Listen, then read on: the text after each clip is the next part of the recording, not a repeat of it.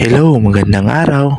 For today's video, ibabahagi ko sa inyo ang aking mga gawain lalong-lalo na kung mayroon kaming activity sa aming barangay. Bilang isang sekretarya, kailangan kong i-prepare ang lahat ng mga materyales na gagamitin para sa aming programa. Para madaling matapos ang aking mga gawain, kailangan natin ng backup ni First Lady. At para naman sa stage decoration, kayang-kaya yan ng aming pinakamakandang anghel na bumagsak sa lupa, Madam Mama. At kasama na rin ang aming SK chairman. At prepare ko na rin ang sound system na gagamitin sa aming programa. At pati na rin ang pag-arrange ng mga upuan kasama ang mga barangay tanods. Marami ang dumalo sa aming barangay assembly, lalong-lalo na ang aming mga guro.